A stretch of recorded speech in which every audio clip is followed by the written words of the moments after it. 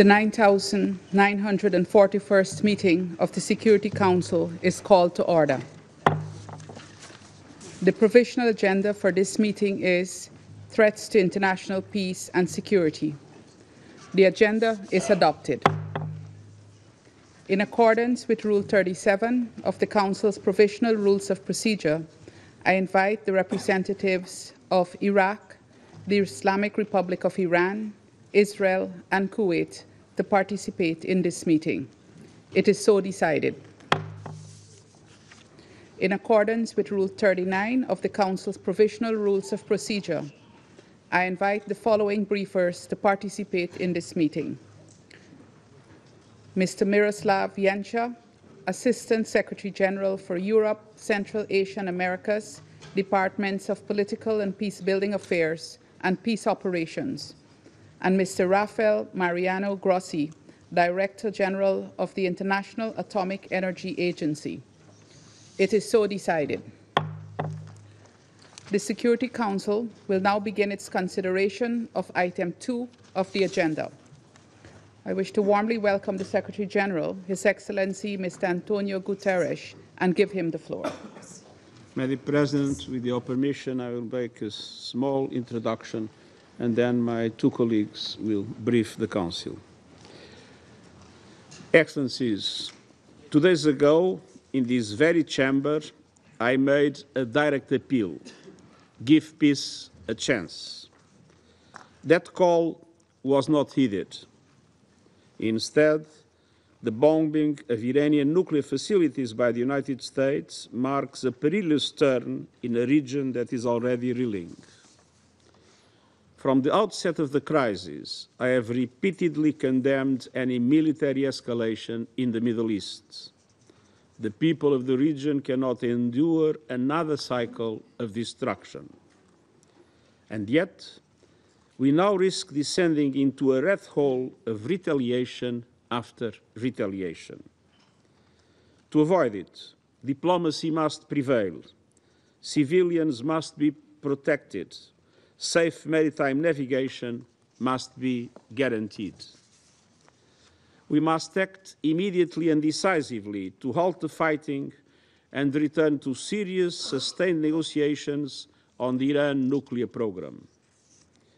We need a credible, comprehensive and verifiable solution, one that restores trust, including with full access to inspectors of the IAEA as the United Nations technical authority in this field. The Non-Proliferation Treaty is a cornerstone of international peace and security. Iran must fully respect it. And all member states must act in accordance with their obligations under the UN Charter and other rules of international law, including international humanitarian law. The United Nations stands ready to support any and all efforts toward a peaceful resolution. But peace cannot be imposed. It must be chosen. Madam President, we face a stark choice. One path leads to wider war, deeper human suffering, and serious damage to the international order. The other leads to de-escalation, diplomacy, and dialogue. We know which path is right, and I urge this Council and all Member States to act with reason, restraint, and urgency. We cannot and must not give up on peace. Thank you. I thank the Secretary General for his remarks, and I now give the floor to Ms. Miroslav Janša.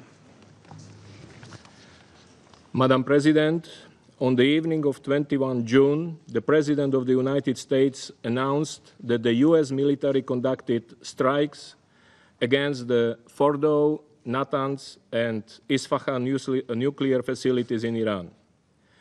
Shortly thereafter, the Atomic Energy Organization of Iran confirmed that the attacks around the nuclear sites had taken place. Iranian state media indicated the 3 sites had been evacuated and the highly enriched uranium stockpile transferred in advance. Iran has said there were no immediate signs of radioactive contamination at the 3 locations following the strikes.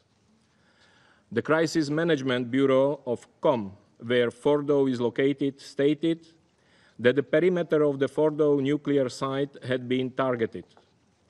Iranian state media said only 2 tunnels for entry and exit were destroyed at Fordow.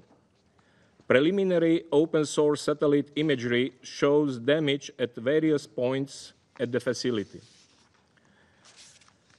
I urge Iran to allow IAEA inspectors access to the sites to conduct damage assessments as soon as safety conditions allow.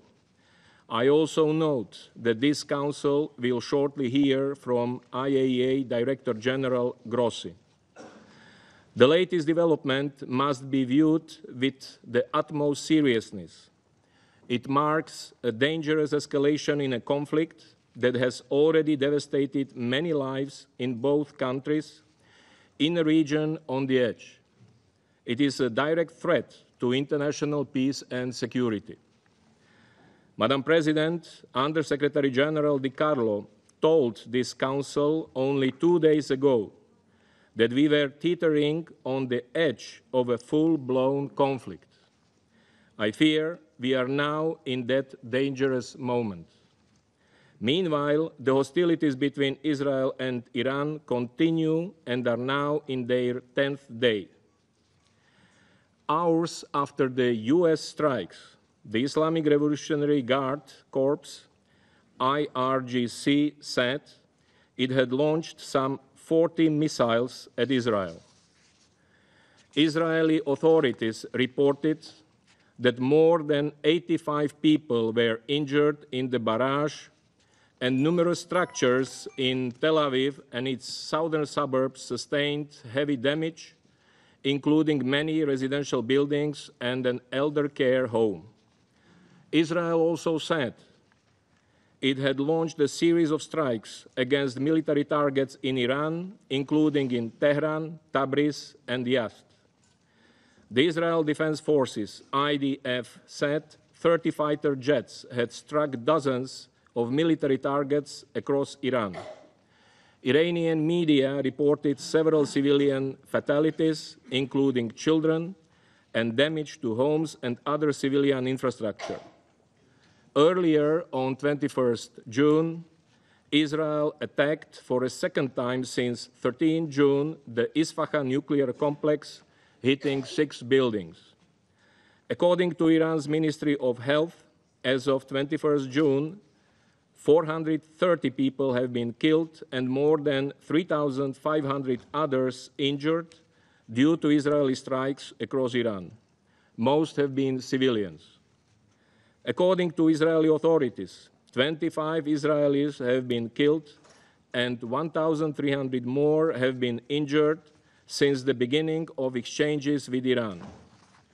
Madam President, the conflict risks engulfing the region in further instability and volatility.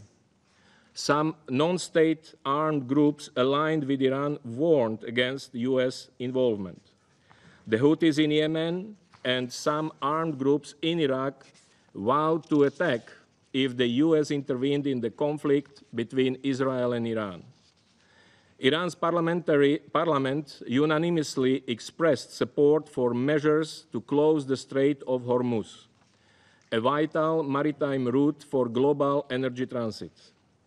Iran's Supreme National Security Council would need to take the final decision. I recall the rights and obligations of all states under international law in relation to maritime navigation.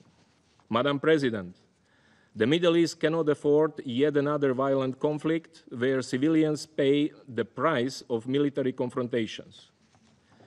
And the world will also not be spared from the ramifications of this dangerous conflict. I echo the Secretary General's call on member states and on the members of the Security Council to de-escalate and to uphold their obligations under the UN Charter, notably the obligation to settle their international disputes by peaceful means and other rules of international law. All states must live up to their nuclear commitments. All parties to the conflict must also comply with the relevant rules of international humanitarian law in the conduct of their military operations. There is no military solution to this conflict. We need diplomacy, de-escalation, and confidence building now. Thank you, Madam President. Thank Mr. Yencha for his briefing, and I now give the floor to Mr. Rafael Mariano Grossi. Thank you very much, Madam President. I would like to thank the Secretary General for his permanent support to the IAEA and myself in the discharge of my duties. I also like to thank the Assistant Secretary General for his intervention right now. I have convened a special session of the Board of Governors of the IAEA tomorrow morning in Vienna to continue the consideration of this issue that this body has started today, or has continued today, rather. Secretary General, Madam President, dear permanent representatives, colleagues, the nuclear non-proliferation regime that has underpinned international security for more than half a century is on the line. The dramatic events in Iran have become even more serious with last night's bombardments and the potential widening of the conflict.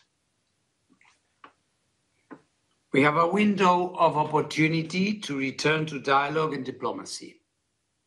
If that window closes, violence and destruction could reach unthinkable levels, and the global non-proliferation regime, as we know it, could crumble and fall.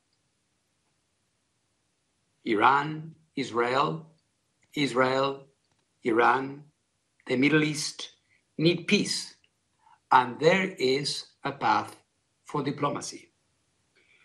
We must return, as the Secretary General just said, to the negotiating table and allow the IAEA inspectors, the guardians of the NPT, to go back to Iran's nuclear sites and account for the stockpiles of uranium, including, most importantly, the 400 kilograms of enriched uranium at 60%.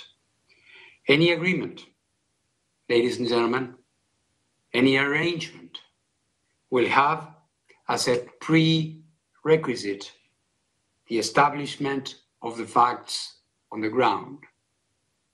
This can be done only through IAEA inspections. IAEA inspectors are in Iran, and they must do their job. This will require a cessation of hostilities so that Iran can let the teams into the sites under the necessary safety and security conditions. Any special measures by Iran to protect its nuclear materials and equipment can be done in accordance with Iran's safeguards obligations with the agency. This is possible. Madam President, based on the information available to the IAEA, let me update you on what has occurred at Iran's nuclear sites since I last addressed this Council 3 days ago. Craters are visible at the Fordow site, Iran's main location for enriching uranium at 60%, indicating the use by the United States of America of ground-penetrating munitions. This is consistent with statements from the United States. At this time, no one, including the IAEA, is in a position to assess the underground damage at Fordow. At the Isfahan nuclear site, additional buildings were hit overnight, with the US confirming their use of cruise missiles. Affected buildings include some related to uranium conversion process. Also, at this site, entrances to tunnels used for the storage of enriched material appear to have been hit. At the Natanz enrichment site, the fuel enrichment plant has been hit again, with the US confirming that it used ground-penetrating munitions. Iran has informed the IAEA there has been no increase in off-site radiation levels at the 3 sites. The situation at all other sites in Iran remains as I described them to you 3 days ago. We continue to monitor the situation and encourage the Iranian regulator to maintain its indispensable contact with the IAEA's Incident and Emergency Center. Madam President, the IAEA has consistently underlined, as stated in General Conference resolutions, that armed attacks on nuclear facilities should never take place and could result in radioactive releases with grave consequences within and beyond the boundaries of the state, which has been attacked. I therefore again call on maximum restraint. Military escalation threatens lives and delays a diplomatic solution for the long-term assurance that Iran does not acquire a nuclear weapon. It also threatens the global non-proliferation regime. As I stated 3 days ago and before, I am ready to travel immediately and to engage with all relevant parties to help ensure the protection of nuclear facilities and the continued peaceful uses of nuclear technology in accordance with the agency's mandate. With your support, the IAEA can deploy nuclear safety and security experts to Iran immediately, in addition to our safeguards inspectors, wherever they are needed. Madam President, there is arguably no more important and universally supported endeavor than ensuring that we use the enormous power of the atom for good rather than destruction. Let us not allow the window to close on diplomacy. Let us not allow the non-proliferation regime to fail. Irrespective of individual positions and views, one thing is certain, and this is the simple truth: we will not be safer if there are more nuclear weapons in more states around the world. The IAEA is ready to do its part to bring this military confrontation to an end. Thank you very much. I thank Mr. Grossi for his briefing. I now give the floor to those council members who may wish to make statements. I give the floor to the representative of the Republic of Korea. Thank you, Madam President. At the outset, I'd like to express my appreciation to Guyana Presidency of the Security Council for promptly convening today's meeting at this increasingly precarious moment. I thank the Secretary General for his powerful statement. I also appreciate IAEA Director General Grossi and ASG ENCHA for their informative briefings. In just over a week, this Council has met 3 times. Yet, regrettably, each session has witnessed a further escalation of tensions. The Republic of Korea reiterates its profound concern over the deteriorating situation in the Middle East and expresses its sincere hope for urgent de-escalation. When we gathered last Friday, we voiced our hope that a renewed opening for diplomacy might emerge. It is lamentable that in a matter of only 2 days, that hope now seems even more distant than before. Despite the deeply concerning developments in recent days, the Republic of Korea remains firmly convinced that no sustainable resolution to this crisis can be achieved through military means alone. Indeed, now more than ever, we implore all parties to recognize that diplomacy is not merely an option, but an urgent necessity. We call on all sides to exercise maximum restraint and to commit in earnest to restoring dialogue and engaging in reinvigorated diplomatic efforts. Madam President, at this perilous moment, it is vital to prevent a further downward spiral. We therefore reiterate our call for full respect for the UN Charter and international law, and the safeguarding of the international non-proliferation regime. Any indiscriminate attacks against civilians or civilian objects are prohibited. This is an absolute principle that must be upheld, especially as the situation grows ever more volatile. The Republic of Korea highly appreciates the IAEA for its unwavering efforts to ensure nuclear safety and security under these extremely challenging circumstances. We also remain mindful of the safeguards implications of the current crisis. All parties need to return to the table so both military actions and nuclear safeguards concerns can come to an end. In conclusion, Madam President, it is imperative to avoid any further military escalation and prevent a spread of the conflict. We strongly hope that a renewed window for diplomacy will open again. Thank you. I thank the representative of the Republic of Korea for his statement, and I give the floor to the representative of Sierra Leone. Thank you, Madam President. Madam President, I thank you for convening this emergency meeting of the Security Council.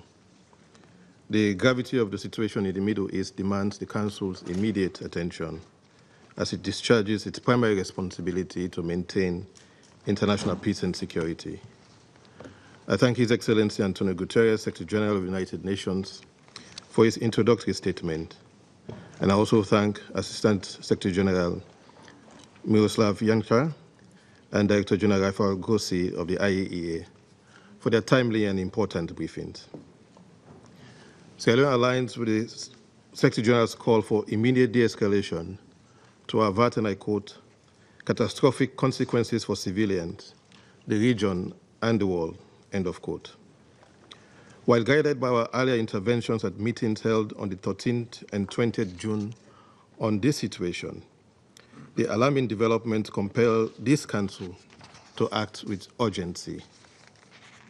We are concerned to note that less than 24 hours ago, the United States of America struck nuclear facilities at Fordo, Natanz, and Isfahan in the Islamic Republic of Iran. Earlier that day, the State of Israel launched further strikes on the Isfahan complex. Iran also responded with missile launches at Israel. We take note of Director General Grossi's briefing on the off-site radiation in the nuclear facilities hit by the strikes. The event, however, heightened the risk of radiological disaster and increased civilian suffering. Sierra Leone is deeply concerned by these military strikes, particularly as they target nuclear installations and densely populated areas in Iran and Israel. Even as we recognize the complexities of the regional security environment, these developments call for renewed commitment to the principles of the UN Charter and international law. The use of force is among the most serious matters before this Council. Article 2.4 of the Charter obliges all member states to refrain, and I quote, from the threat or use of force against the territorial integrity or political independence of any state, end of quote. In this instance, we note with concern that the strikes were conducted without Council authorization, nor was there a clear invocation of the right of self-defense under Article 51 in response to or an imminent armed attack. As we approach the 80th anniversary of the Charter, born of a collective resolve to, and I quote, save succeeding generations from the scourge of war, end of quote, we are witnessing actions that undermine its promise. These attacks starkly contrast the spirit of collective security envisioned in San Francisco. We underscore that collective security remains the bedrock of the rules-based international order and calls for strict and consistent adherence to the UN Charter. Madam President, the targeting of nuclear facilities heighten our concerns. International humanitarian law requires particular caution regarding such sites due to the potential for grave humanitarian and environmental harm. The IAEA has repeatedly affirmed that attacks or threats against nuclear facilities devoted to peaceful purposes violates the Charter, the IAEA statute, and international law. We therefore stress the critical importance of upholding the Treaty on the Non-Proliferation of Nuclear Weapons, the cornerstone of the global non-proliferation and disarmament architecture. The NPT prevents nuclear weapons proliferation and provides a framework for addressing concerns related to peaceful nuclear energy. Actions outside this framework risk undermining the treaty's authority and effectiveness. We urge all parties to utilize the NPT mechanisms, including through the IAEA, to address legitimate concerns and avoid measures that weaken this vital instrument of international peace and security. Madam President, we have taken note of Iran's recent letter of 21st June 2025, Israel's communication citing self-defense, and a joint letter from France, Germany, and the United Kingdom. These underline the mounting claims and counterclaims, reinforcing this Council's duty to uphold the Charter. In this regard, Sierra Leone therefore advances the following point. First, we call for an immediate comprehensive ceasefire. Continued hostilities risk igniting a wider regional conflict, destabilizing maritime routes, and uncertain fragile energy markets. There is no military solution. We urge all parties to engage in diplomatic talks and resume structured dialogue towards restoring Resolution 2231 and a joint comprehensive plan of action before remaining measures expire on 18th June 2025. The potential broader consequences of an escalating conflict must not be overlooked. Disruption of key shipping lanes could severely affect small and developing economies, particularly those still recovering from the COVID-19 pandemic and grappling with debt distress. Such disruptions risk inflaming our human and common insecurities, economic distress, disaffection among youth, irregular migration, and fragile social cohesion far beyond the region. Second, we demand strict protection of civilians and civilian infrastructure. We have already been briefed by ASG Yencha on the civilian casualties in Iran as well as in Israel since 13th June. Hospitals, power stations, and homes have suffered damage. We call for safe corridors for medical evacuation and humanitarian relief in line with international law. Third, we emphasize that the NPT remains central to global security. We urge Iran to continue full cooperation with the IAEA and resolve outstanding safeguard issues. We equally urge restraint by all states to protect the integrity of the NPT. Fourth and lastly, we support full IAEA verification, transparent use of the procurement channel, and provisional application of the additional protocol as confidence-building measures essential to regional stability. In closing, Madam President, we must recall that immense power brings immense responsibility. States, including those entrusted with great power by the UN Charter, have a duty to act in ways that uphold peace, security, and a rules-based order. Setting aside the Charter's principle risk weakening the safeguards that protect us all and may embolden unilateral actions elsewhere. At this difficult moment, Sierra Leone appeals for de-escalation, restraint, and the pursuit of diplomacy. Let us remember that behind geopolitical decisions are the lives of ordinary people, men, women, and children, who look to this Council to safeguard their peace, security, and dignity.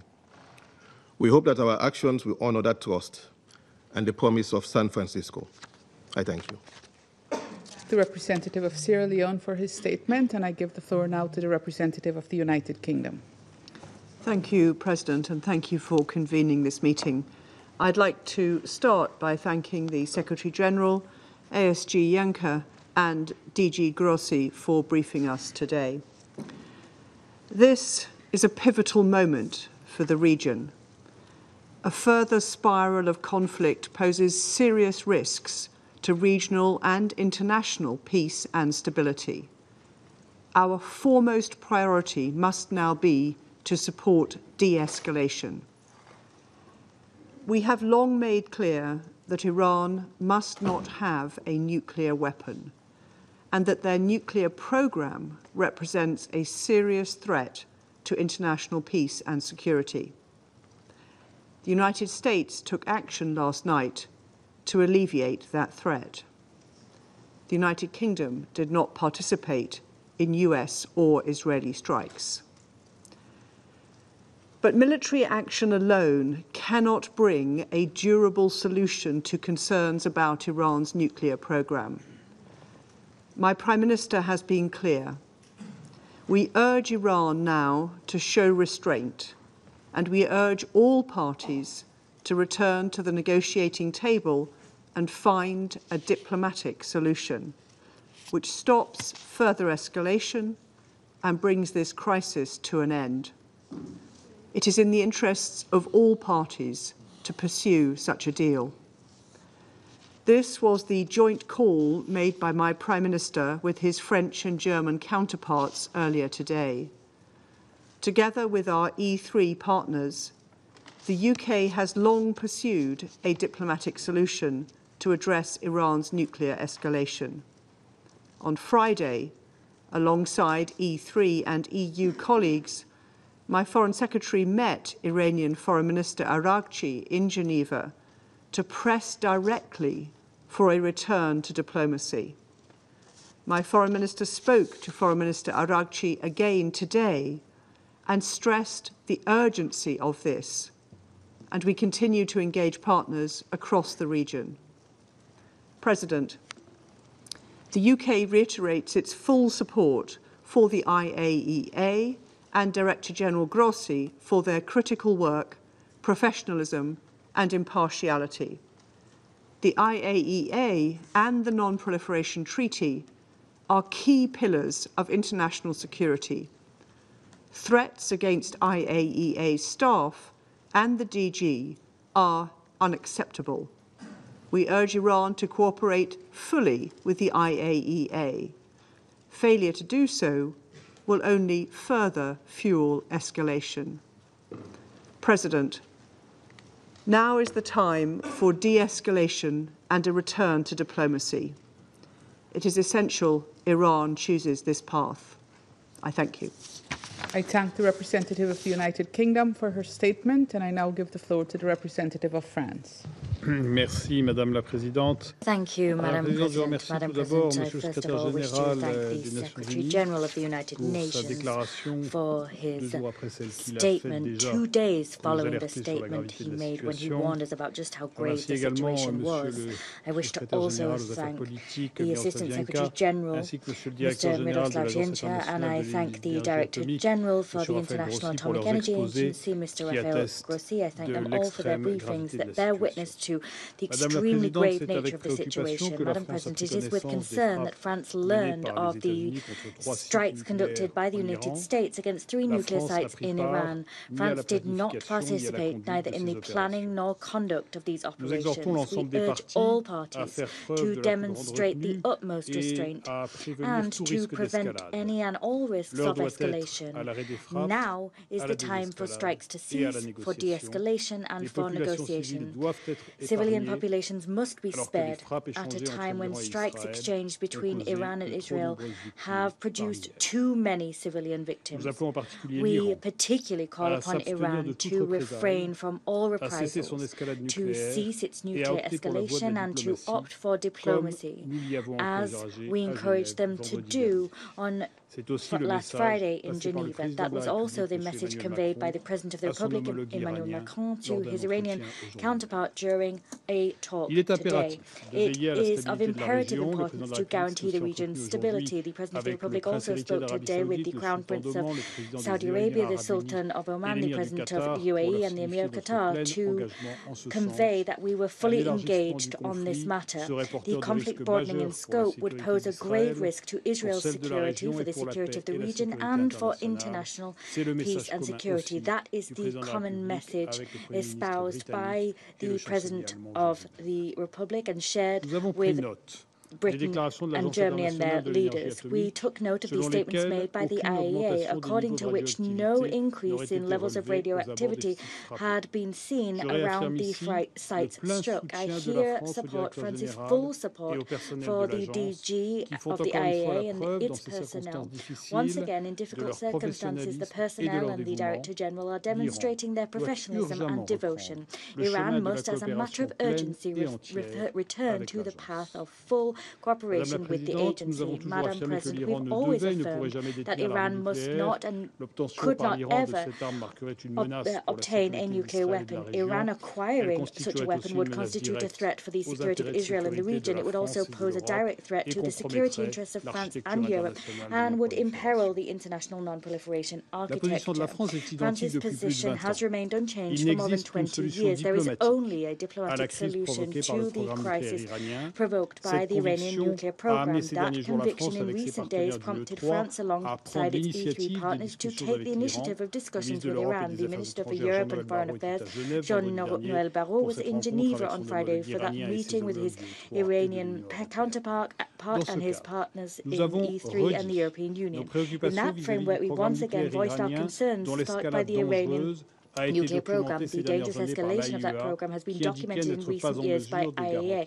They said they were not able to assure its exclusively peaceful nature. We reaffirmed our resolve to ensure that Iran never acquire a nuclear weapon in accordance with its obligations under the Non-Proliferation Treaty and the 2015 agreement commitments.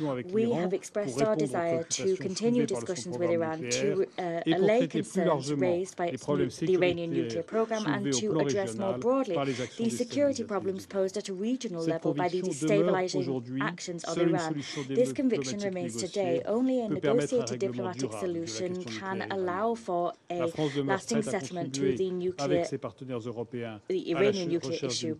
France remains ready to contribute alongside its European partners to seek such a diplomatic solution. We must return to negotiations with a view to achieving a robust, verifiable and long-term solution, vital in order to allow the agency to assure that the Iranian nuclear program is entirely peaceful. That is not the case today. That is the only way that we can guarantee the stability of the region and global peace and security.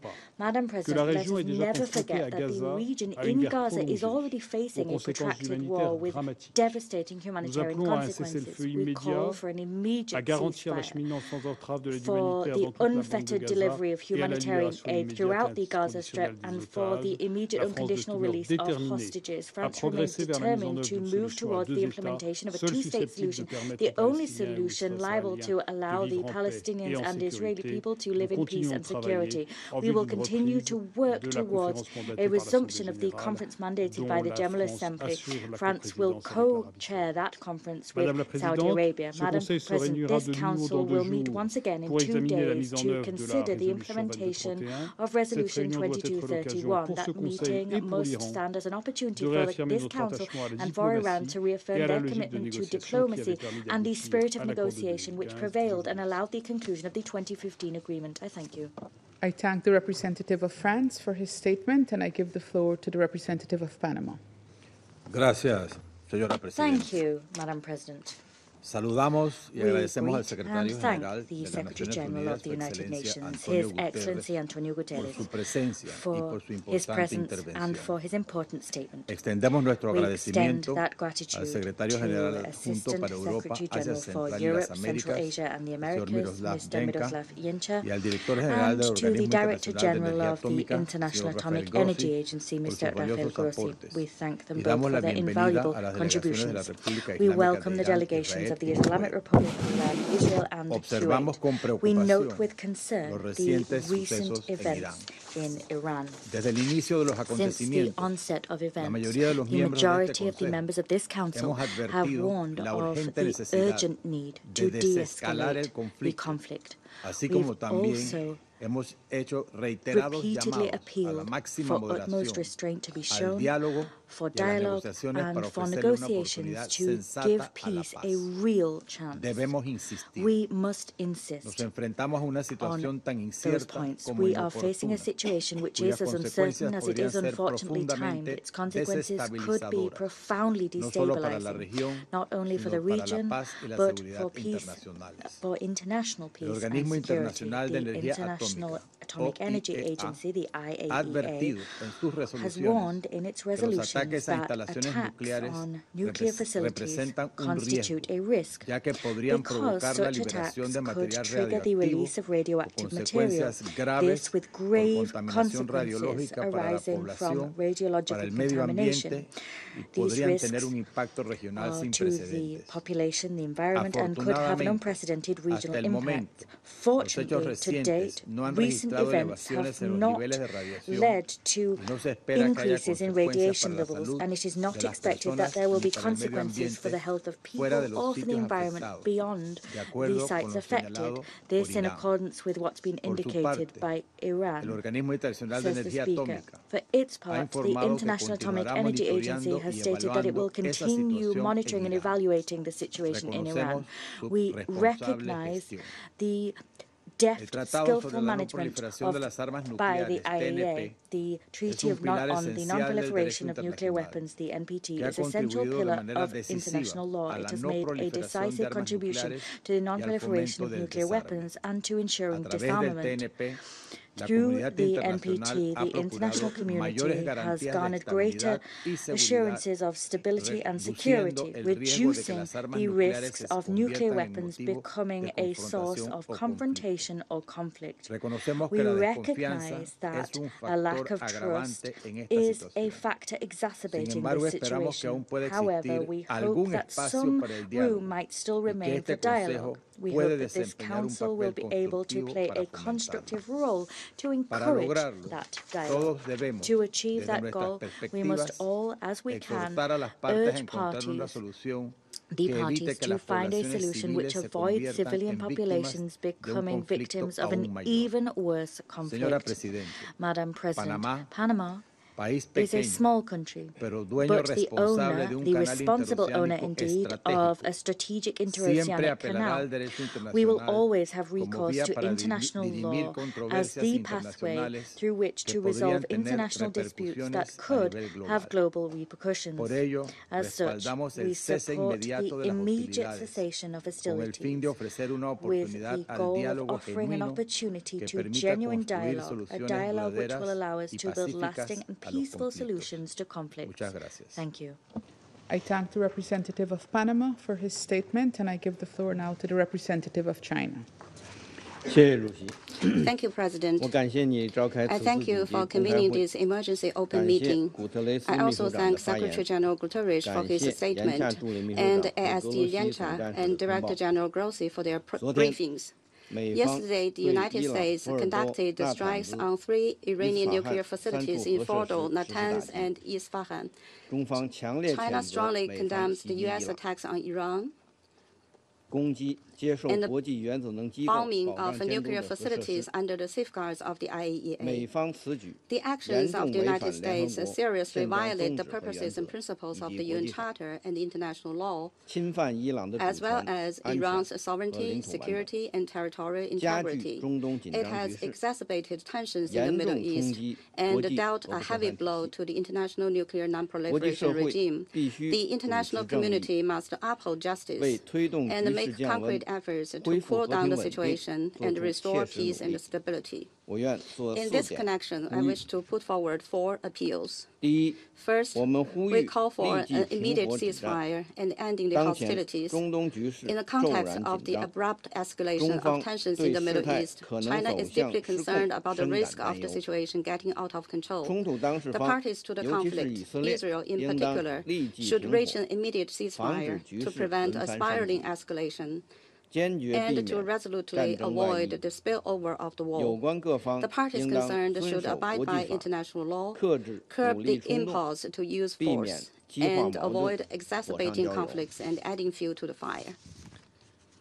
Second, we call for effective protection of civilians. The ultimate victims of all conflicts are the innocent people. China is deeply saddened by the large number of civilian casualties caused by the conflict. Civilians and civilian facilities must not become targets of military operations. And the bottom line of international humanitarian law must not be breached. Parties to the conflict should place the interests and well-being of the people of the countries in the region above everything else, and make every effort to avoid harm to innocent civilians and refrain from attacking civilian facilities. Third, we call for commitment to dialogue and negotiation. Peace in the Middle East cannot be achieved by the use of force. Dialogue and negotiation are the fundamental way out. At present, diplomatic means to address the Iranian nuclear issue haven't been exhausted, and there's still hope for a peaceful solution.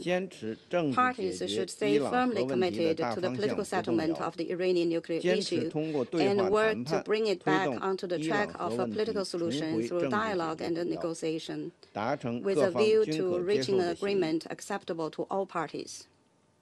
Fourth, we call for swift actions by the Security Council. The Security Council has the primary responsibility for the maintenance of international peace and security, and cannot stand idly by in the face of a major crisis.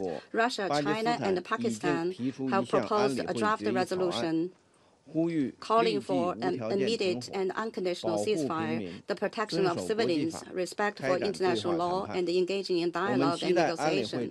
We hope that Council members can demonstrate their strong sense of responsibility by jointly supporting the draft resolution to enable the Security Council to fulfill its responsibilities for the maintenance of international peace and security.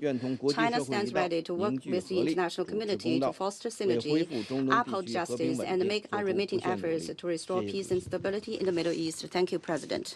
I thank the representative of China for his statement, and I now give the floor to the representative of Greece. Thank you, Madam President. Let me start by thanking the Secretary General for his introductory remarks, as well as Assistant Secretary General Genscher and Director General Grossi for the informative and timely briefings.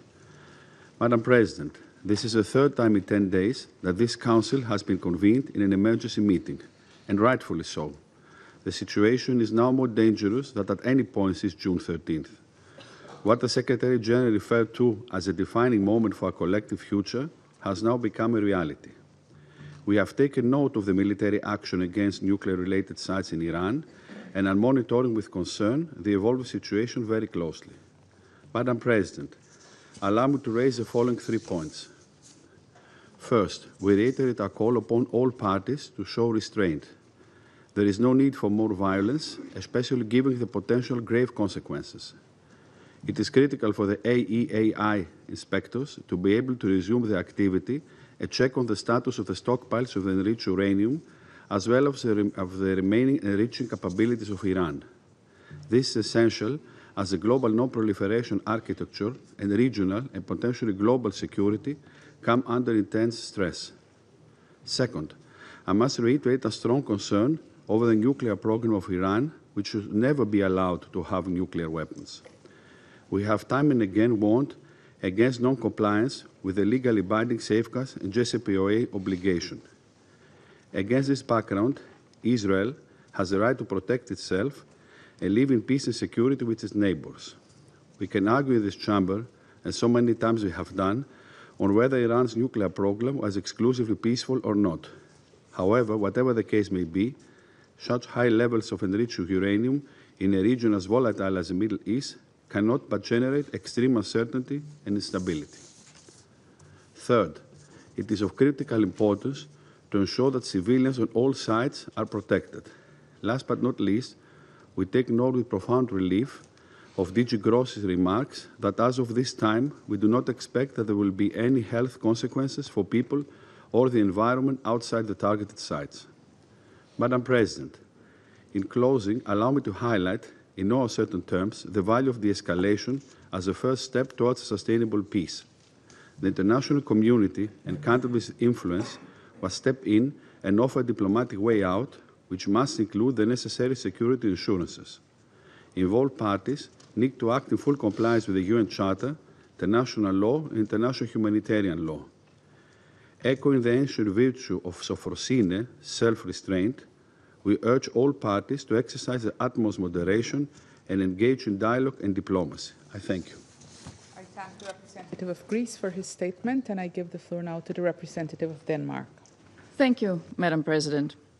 And I also thank the Secretary General for his presence and remarks, and Assistant Secretary Jenka and Director General Grossi for their briefings and updates.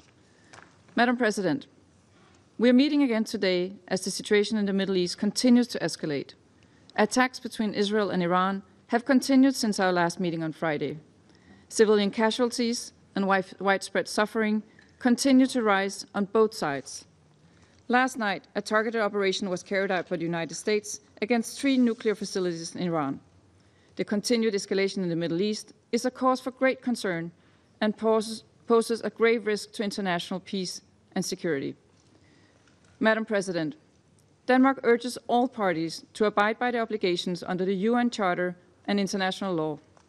All parties must ensure protections of civilians and civilian infrastructure in line with international humanitarian law. Furthermore, and keeping in mind the words of Director General Grossi 2 days ago to this Council, all actions should be taken and the necessary restraint shown to reduce the risk of nuclear accidents, which could have devastating effects for the civilian population and the environment. Madam President, Denmark has persistently underlined that Iran must never acquire a nuclear weapon. That would be a serious threat to regional and global security. We have repeatedly expressed our concerns about Iran's accelerating nuclear trajectory and the fact that the IAEA is unable to assure that the Iranian nuclear program is exclusively peaceful. We welcome that the IAEA continues to monitor the situation and provide information on the nuclear safety and security implications. And we stress the importance of continued and timely exchange of information between Iran and the IAEA regarding issues related to nuclear safety, security, and safeguards. Madam President, the current trajectory is unsustainable and fraught with danger, not only for the region, but for international peace and security at large. De-escalation is not only necessary, it is urgent. We call on all actors to step back from the brink to prevent further escalation in the Middle East. We urge Iran to engage in negotiations and not to take any further action that could destabilize the region. At this critical moment, it is important that all parties refrain from steps that could lead to serious regional and global consequences. We further stress the need to protect maritime security and international trade routes, including via the Strait of Hormuz. Madam President, in closing, now is the time to return to negotiations in order to reach a diplomatic solution. We call on all parties to exercise the utmost restraint and to engage in a diplomatic negotiated solution, which is the only viable path towards lasting peace in the region and beyond. Denmark stands ready to work with all parties to that effect. I thank you. I thank the representative of Denmark for her statement, and I give the floor to the representative of the Russian Federation. Madam President, we're grateful to the Presidency of Guyana for swiftly convening today's meeting of the UN Security Council linked to the acutely dangerous development we've seen in the Middle East, developments which have been further exacerbated by the overnight US strikes on Iranian sites. We'd like to thank the UN SG for his keynote address, as well as to ASG Yencha and DG Grossi for their briefings. Russia condemns in the most decisive terms the irresponsible, dangerous and provocative actions committed by the USA against the Islamic Republic of Iran, a sovereign member state of the United Nations. As we know, in the early hours on the 22nd of June, the U.S. Air Force, in full cooperation and coordination with the Israeli Air Force, an Air Force which for over a week, in violation of the basic principles of international law, has been conducting massive strikes on Iranian infrastructure and sites, they together launched an unprovoked missile and bomb attack on 3 nuclear sites in Iran, sites under IAEA safeguards, Fordo, Natanz and Isfahan. In so doing, Washington yet again demonstrated its complete contempt for the position of the international community. Washington reasserted that to further the interests of its Israeli ally, it's prepared not only to turn a blind eye to the killings of tens of thousands of Palestinian women, children and older persons, but also to gamble with the safety and well-being of humanity as a whole. Through their actions, the U.S. has opened a Pandora's box. No one knows what new catastrophes and suffering it will bring. In the last 10 days, we heard 3 briefings from the IAEA DG, Mr. Rafael Grossi. He cautioned that strikes on Iranian nuclear infrastructure could have absolutely unpredictable repercussions, as well as that they pose a major threat to both the nuclear safety and security, not only in Iran, but also in the region and the world. Yet Washington is completely unconcerned. It's unconcerned by either the radiological consequences nor the threat to the lives and health of a huge number of people, civilians including women and children in the region and beyond. Washington, much like West Jerusalem, sees itself as the highest judge in the land, vested with the right to mete out justice as it sees fit. Thus, the U.S. has confirmed that in order to safeguard their global hegemony, it's prepared to commit any crimes, any violations of international law. Let me remind you that no one gave the U.S. the authority to act in such a way. We insistently offered our U.S. colleagues our mediation services so as to find a peaceful, mutually agreeable solution surrounding the Iranian nuclear program. Yet our U.S. colleagues are clearly not interested in diplomacy today. Responsibility for this falls squarely on the shoulders of the U.S. leadership, especially given that it is the U.S. leadership that not only publicly acknowledged its responsibility for these actions, but actually flaunted it, demonstrating wholesale disregard for the norms of international law and the UN Charter, as well as Security Council resolutions, including Resolution 487 and Resolution 2231, as well as the Non-Proliferation Treaty, the NPT. Madam President, just 2 days ago, here in this very chamber, we heard from many delegations, including the closest allies of the U.S. They called for a de-escalation and for the settlement of differences around the negotiation table.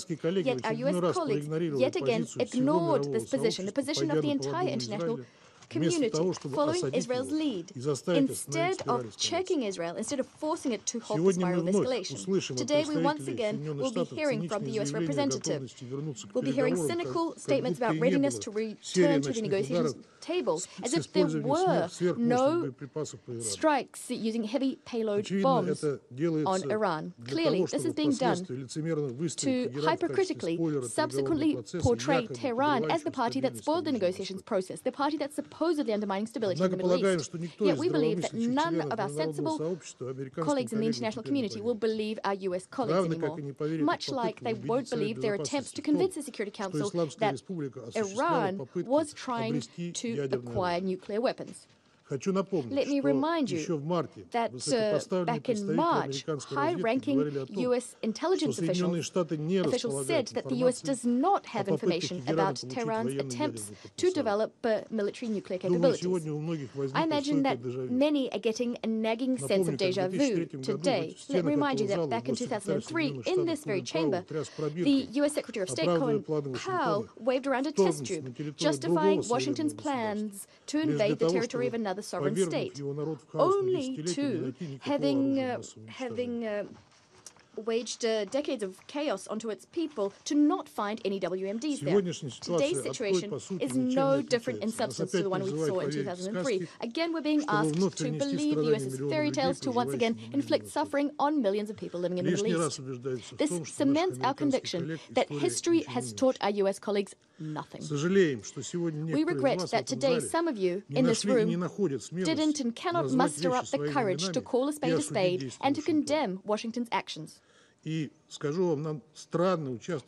it's very strange to be participating in this theatre of the absurd, this cynical theatre. We had the representative of the UK calling on Iran to exercise restraint, a country which was subjected to an unprovoked attack, which was bombed, it had its nuclear sites bombed, as if it were Iran, not Israel, and the US that was escalating the situation as much as possible. They're calling on Iran to exercise restraint. This is something other council members are doing. We've seen a lot of hypocrisy in this room, but this takes the biscuit. This is a surprising example of hypocrisy on the part of those who, over the last few days, has been whipping up tensions regarding Resolution 2231, which will soon expire. Madam President, throughout the last week, we witnessed a new, highly dangerous wave of escalation. Last night, the situation became wholly unprecedented in nature. The radiological repercussions of the US attacks remain to be assessed, and we're counting on the IAEA and its Director General to issue a clear-cut, professional and impartial analysis of the situation, including by presenting an objective report at the emergency session of the Board of Governors of the IAEA. Yet it's already clear that strikes on Iran's nuclear sites, including those conducted by one of the NPT's depositories, the US, that these attacks amount to a colossal attack on the global NPT regime, non-proliferation regime. They not only deal a blow to the authority of the IAEA, they also deal a blow to the entire system of inspections and control implemented by the agency. They also destroy the basis of the system of international cooperation, including de facto risking casting us back into the era of nuclear risks. Seemingly, this is what Washington and Western Jerusalem are seeking. The Russian Federation, as a responsible state and a permanent member of the Security Council, cannot abide such a scenario. We cannot support it. Iran, as per the NPT, has the right to develop its civilian nuclear program. Overnight, the US has de facto nullified years of diplomatic efforts aimed at ensuring compliance with this fundamental principle.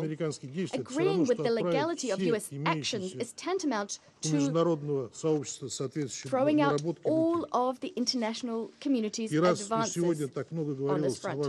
And since we talked about the importance of the NPT and the global non-proliferation regime today, I'd like to remind you that Israel has not yet acceded to the NPT. Thus, there cannot be a comprehensive IAEA inspections program vis-a-vis Israel. As for Iran, in keeping, I'd like to remind you that Israel has not acceded to the NPT, so no comprehensive IAEA inspections program vis-a-vis Israel is being implemented. As for Iran was and remains the most monitored IAEA state in the world. And instead of supporting Iran, we're getting bombardments of this country, including its civilians. This is a country, and this is being done by a country which has in principle refused to sign the NPT. this is an outrageous, cynical situation. It's very strange that the IAEA DG did not say a word about this. Nor did he call on Israel to join the NPT, not once. Madam President, I think that everyone in this room can see full well that unless we stop the escalation, the Middle East will find itself on the verge of a large-scale conflict with unpredictable consequences for the entire international security system. Plus, the entire world might end up on the verge of a nuclear disaster. We call for an immediate cessation of aggressive actions by Israel and the US, restraint on the part of all parties, and return into the fold of international diplomacy and the negotiations process. Yet calls on the part of UN Security Council members are not enough. Based on the provisions of the UN Charter, and these are the very same provisions that those who are hypocritically staying silent today call for respect for in other cases. On the basis of these provisions, the Security Council is simply duty-bound to craft a collective decision which would make unacceptable strikes on Iranian nuclear infrastructure, which are under IAEA safeguards. To this end, we need, first and foremost, a clear-cut legal and political assessment of what happened. For all those who are not pursuing any hidden agendas nor double standards, this is patently obvious. To this end, the Russian Federation, China and Pakistan have prepared and disseminated this morning a short and balanced UN Security Council draft resolution, including a call for an immediate and unconditional ceasefire and for a search for a diplomatic solution surrounding the Iranian nuclear program. The text reflects the positions of an overwhelming majority of Security Council members expressed at our meetings held on the 13th and 20th of June. We're counting on the support of all Security Council members to ensure that the Council can, as soon as possible, send a signal about the need to immediately end the violence, something that the Secretary General again called for inter alia. Unless the Security Council takes a clear-cut and principled position, further escalation is inevitable. We call on all Security Council members to adopt a responsible approach and to support the proposed draft. I thank you. I thank the representative of the Russian Federation, and I give the floor now to the representative of the United States. Thank you, Madam President, and thank you, Secretary General Antonio Guterres, Assistant Secretary General Miroslav Yensha, and Director General Rafael Grossi for your continued attention on this urgent matter of international peace and security. Madam President, last evening, U.S. military strikes targeted nuclear facilities in Fordo, Natanz, and Isfahan, with the aim of dismantling Iran's nuclear enrichment capacity and stopping the nuclear threat posed by the world's foremost state sponsor of terror. This operation sought to eliminate a long-standing but rapidly escalating source of global insecurity and to aid our ally Israel in our inherent right of collective self-defense, consistent with the UN Charter. For 40 years, the Iranian government has called for death to America and death to Israel, and posed a constant menace to the peace and security of its neighbors, the United States, and the entire world. Iran has attacked Israel with hundreds of ballistic missiles and through terrorist proxies. For decades, Iran has been responsible for misery and countless deaths across the Middle East. Iran's government and its proxies have also killed numerous Americans, including American service members in Iraq and Afghanistan. In recent weeks, Iranian officials have intensified their hostile bluster and rhetoric.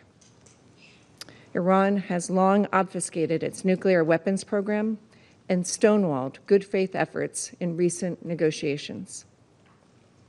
Madam President, the time finally came for the United States, in the defense of its ally and in the defense of our own citizens and interests, to act decisively. The Iranian regime cannot have a nuclear weapon. Let us be clear. Iran should not escalate. As President Trump said, any Iranian attack, direct or indirect, against Americans or American bases will be met with devastating retaliation.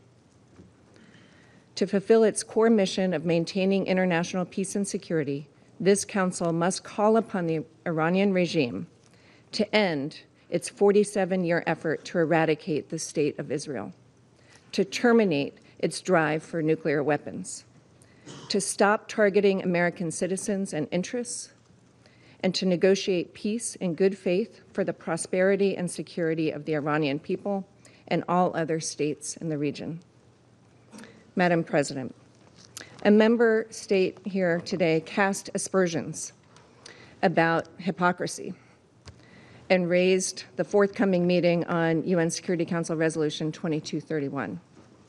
In that regard, I would point out that the recent IAEA report on verification and monitoring of Iran's noncompliance with obligatory nuclear safeguards shows clearly that Iran has been continuing to accelerate its nuclear activities without any credible civilian justification. We look forward to discussing the implications of this report and its broader implications on Tuesday, when the Secretariat briefs on the report on implementation of UNSCR 2231. Thank you, Madam President. I thank the representative of the United States for her statement, and I give the floor now to the representative of Slovenia. Thank you, Madam President. Secretary General, thank you very much for your remarks. And thank you also to Director General Grossi and Secretary General, Assistant Secretary General Jenča for their briefings. Madam President, this body is mandated to work for maintenance of international peace and security. There are moments in this chamber and outside, pivotal moments that shape our collective future. We believe today's debate is one of them. Slovenia denounces the sharp military escalation. This escalation risks to further exacerbate an already extremely dangerous and unstable regional situation and is threatening international peace and security. Therefore, we join the Secretary General's call on the parties to the conflict to disengage from further escalation and retaliation. We call for an immediate ceasefire. Madam President, we further call on the parties to the conflict to respect the UN Charter and international law, including the international humanitarian law. As we have been proven time and time again, violence and military conflicts lead nowhere but to an ever greater suffering of the innocent people of the Middle East. We are deeply alarmed about the toll of the ongoing situation on civilians, the chaos and the fear it is sowing. Madam President, Slovenia remains concerned about the size and unclear nature of Iran's nuclear program. We reaffirm our firm rejection of nuclear proliferation. At this point, I wish to express our full support to the work of the International Atomic Energy Agency and to you, DG Grossi. At this critical moment, with so much at stake, we must insist on diplomacy. A tailored diplomatic solution is needed. We welcome attempts of maintaining a diplomatic path in the recent days, namely the meeting of the E3 and the EU with Iran, and call on everyone else to follow this path. We call on the parties to the conflict and those with influence on them to prioritize diplomacy and peace and to return to the negotiating table. This must include Iran's nuclear question, leading us to establishing a credible, comprehensive, and verifiable solution, as well as dealing with other regional crises, including Gaza. Madam President, let me repeat. This is not a time for further escalations. This is not a time for retaliatory measures. It is time for de-escalation and diplomacy. It is time for peace. And we call on all leaders to show leadership for peace. I thank you. I thank the representative of Slovenia for her statement, and I give the floor to the representative of Somalia. Madam President, at the outset, Somalia wishes to thank the Presidency for convening the Council again in response to escalating and grave developments in the Middle East. We also extend our appreciation to the Secretary General for his introductory remarks and to DG Grossi and ASG Yanka for their thorough updates on this worrying and rapidly evolving threat to international peace and security in the Middle East. The recent attacks on nuclear facilities of Fordow, Natanz, and Isfahan in Iran represent a perilous escalation that threatens to engulf the entire region in an uncontrollable cycle of violence, suffering, and destruction. Somalia condemns any acts of aggression that violate the sovereignty and territorial integrity of member states.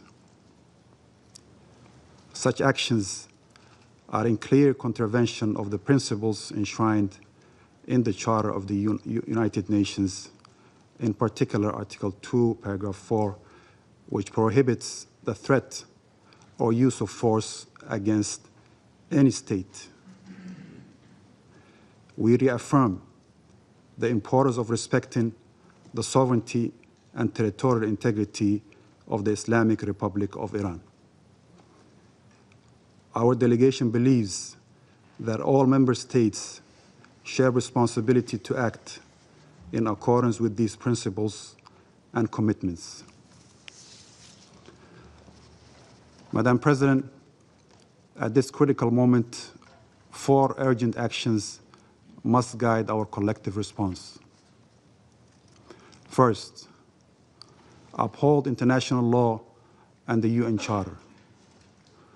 We call for respect of the sovereignty and territorial integrity of all states and adhere to the principles of good neighborliness and to resolve disputes through peaceful means. Violations of these principles imperil countless lives and deepen regional crisis. Second, pursue de-escalation and comprehensive ceasefire. We urge all sides to work towards de-escalation and achieve immediate and unconditional ceasefire in order to restore calm and confidence-building measures. The Security Council must support every diplomatic initiative aimed at reducing tensions and preventing further conflict. Third, the return to negotiations on non-proliferation. Somalia reaffirms the urgent necessity of returning to negotiations regarding the Iranian nuclear program. Our delegation believes that the only viable path forward is a swift recommitment to talks on non-proliferation in line with relevant international resolutions. We further reiterate our call for the establishment of a Middle East zone free of nuclear weapons and for all regional states to join the Treaty on the Non-Proliferation and Nuclear Weapons. Lastly, protection of civilians and safeguarding nuclear facilities. We emphasize the paramount importance of protecting civilians and civilian infrastructure. Also, we urge all parties to exercise restraint and refrain from targeting nuclear facilities, particularly under IAEA safeguards, given the grave risks such actions pose to populations, regional stability, and the environment. Equally important is to guarantee freedom of navigation in international waterways and to refrain from actions that undermine maritime security. To conclude, Madam President, the challenges before us demand a collective, measured response rooted in dialogue, mutual respect, and a renewed commitment to multilateralism. Our delegation stands ready to engage constructively with the international community to advance peace, stability, and security for all states in the Middle East. We urge all parties to act with responsibility and wisdom, placing the well-being of the region's people above all other considerations. Our delegation echoes the SG call to give peace a chance. and reiterates its call to seize this moment to redouble efforts for de-escalation and a return to negotiations and a sustainable diplomatic process. I thank you. I thank the representative of Somalia for his statement, and I give the floor to the representative of Pakistan. Thank you, Madam President, for convening this yet another emergency meeting of the Security Council. And I would also like to join colleagues in thanking the Secretary General for his remarks. You couldn't be clearer than that, Secretary General. Thank you. I would also like to thank ASG Shenka and Director General Grossi for their important briefings. Madam President, when the Security Council met for the second time last Friday, following Israel's wanton continuing aggression and unprovoked strikes against Iran, many members warned the international community of this grave violation of the UN Charter and the risk of dangerous escalation. We have heard the same today around the table from Council members as well as the Secretary General and other briefers. But tragically, developments over the past 24 hours have only confirmed those warnings. And it is unfortunate that the universal calls for de-escalation and a peaceful resolution of this crisis through dialogue have remained unheeded. From the outset, Pakistan has adopted a principled position on these developments, a position based entirely on international law and the UN Charter. We have thus strongly and unambiguously condemned the Israeli aggression, expressed solidarity and full support for Iran's inherent and legitimate right of self-defense in conformity with the Charter of the United Nations, denounced the unlawful Israeli unilateral strikes on IAEA-safeguarded Iranian nuclear facilities, called for bringing an end to this aggression, advocated cessation of hostilities and for reverting to dialogue and diplomacy for a peaceful, lasting settlement of the Iranian nuclear issue.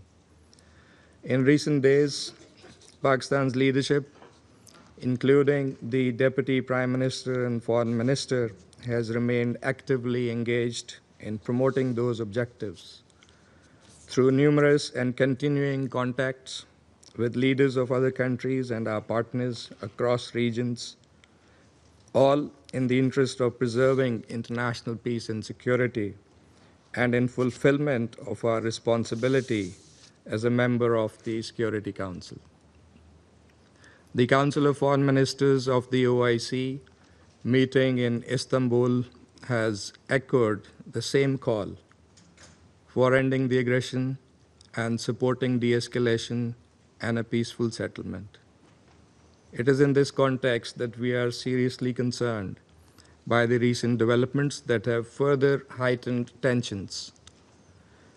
Pakistan has condemned the US strikes on Iranian nuclear facilities, which come on the heels of a series of brazen attacks by Israel on the nuclear sites. Let me recall that specific targeting of nuclear facilities under IAEA safeguards constitutes a clear breach of international law, the IAEA statute, multiple IAEA resolutions, as well as Security Council Resolution 487. And according to Article 25 of the Charter, the members of the United Nations agree to accept and carry out the decisions of the Security Council in accordance with the Charter. That responsibility to carry out the decisions of the Security Council is heaviest with the members of this Council, particularly the permanent members in the first place. Madam President, we are deeply alarmed by the escalating situation The sharp rise in tensions and violence as a result of the Israeli aggression and unlawful actions is profoundly disturbing. Any further escalation risks catastrophic consequences for the region and beyond. Pakistan stands in solidarity with the government and brotherly people of Iran during this challenging time. Madam President, these attacks set a dangerous precedent and pose a grave threat to the safety and security of populations across the region, and indeed the world. As the body entrusted with primary responsibility for the maintenance of international peace and security, the Security Council must act urgently and decisively. We share a collective responsibility to, first, unequivocally reject and condemn the attacks against the Islamic Republic of Iran since 13th of June, being in clear contravention of international law and the UN Charter. Threat or use of force must never be condoned. Article 2.4 is crystal clear in this regard, and so is Article 51. Second, denounce the attacks on IAEA safeguarded nuclear facilities, which violate Security Council and IAEA resolutions as well as international humanitarian law. Third, reaffirm the obligation to protect civilian lives and property on both sides. All parties must adhere fully to international law, particularly international humanitarian law. Fourth, call for an immediate cessation of hostilities and a complete ceasefire. Fifth, promote urgent recourse to dialogue and diplomacy consistent with the purposes and principles of the UN Charter to find a peaceful and lasting resolution to the Iranian nuclear issue. Madam President, in pursuit of these objectives, Pakistan has joined China and Russia in circulating a draft resolution. Among other things, this resolution calls for an immediate and unconditional ceasefire, urges all parties to refrain from further escalation, demands the urgent protection of civilians and civilian infrastructure, and supports a diplomatic path forward on the Iranian nuclear issue that is acceptable to all parties. And listening to similar concerns and priorities expressed by many of the Council members today, we sincerely hope that the draft resolution will receive the Council's support, enabling it to respond with unity and resolve urgently and effectively in line with the gravity of the situation. And Pakistan stands ready to engage constructively with all Council members in this regard. Madam President, the Middle East, already burdened by prolonged instability, history of Israeli illegal occupation, and continued denial of the Palestinian right to self-determination and statehood, cannot absorb another crisis. We must act now to prevent the situation from spiraling further out of control. History has taught us that the use of force and unilateral military actions only deepen conflicts and entrench divisions, with tragic human and humanitarian consequences. Dialogue and diplomacy remain the only path forward. These must be pursued with seriousness and sincerity by all. I thank you. I thank the representative of Pakistan for his statement, and I give the floor to the representative of Algeria.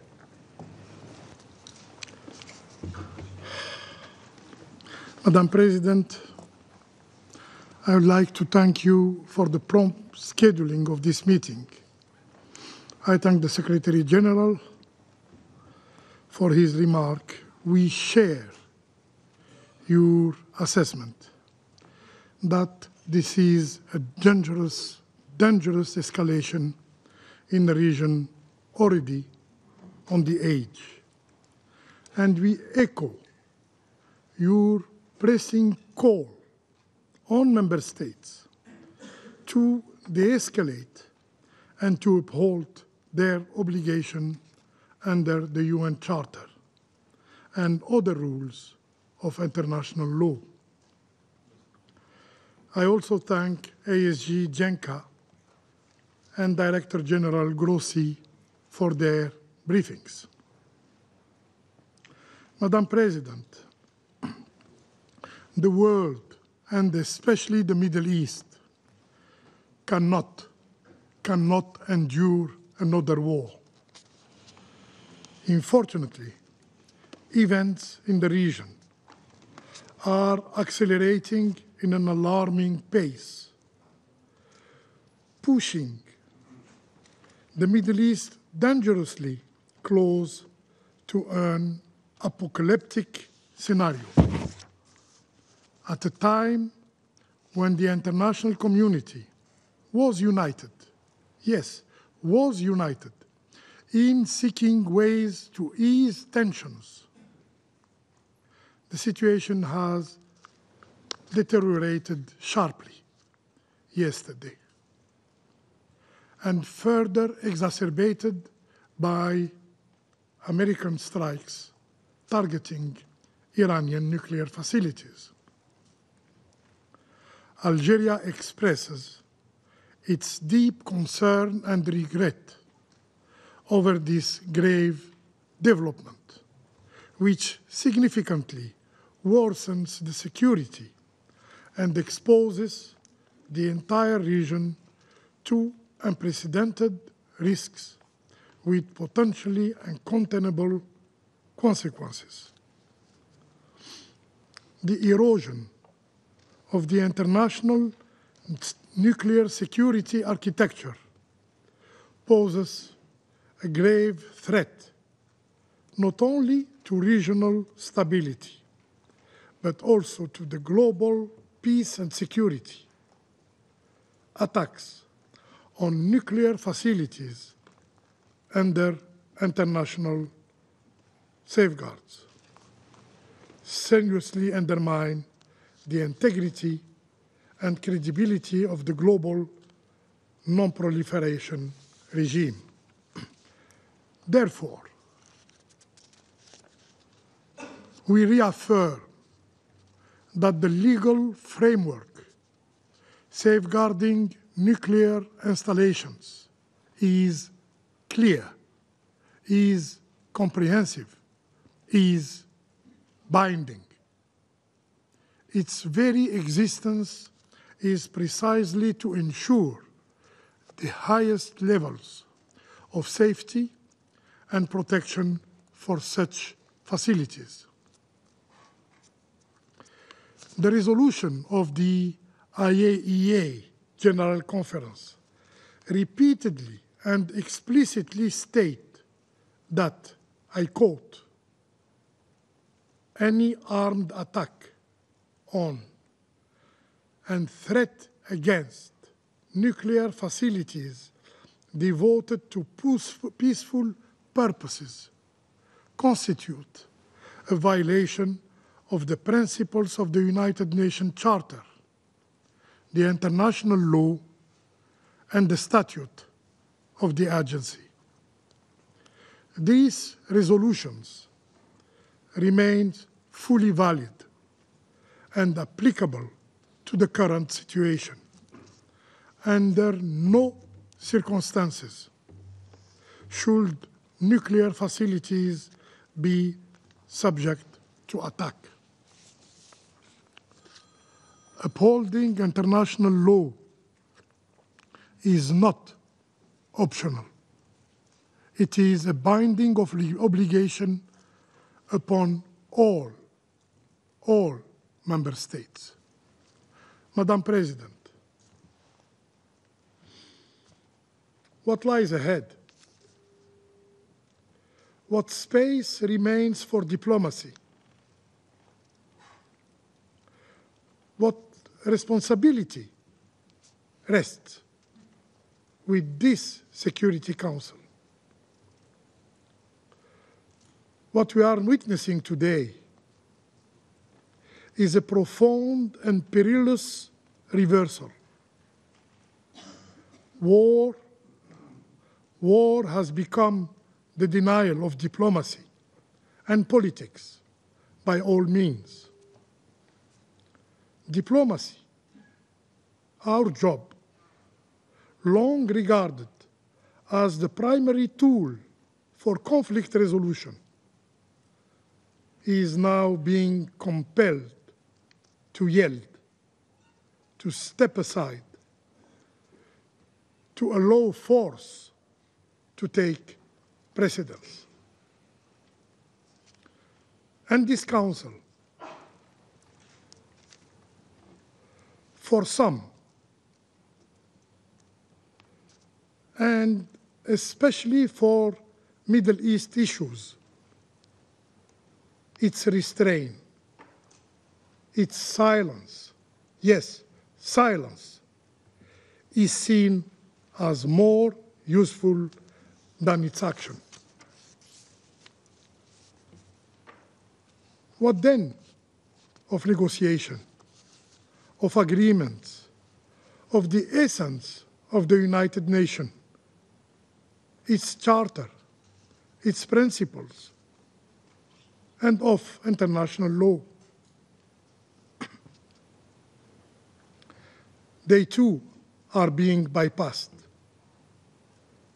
negated, disregarded, and finally, discredited.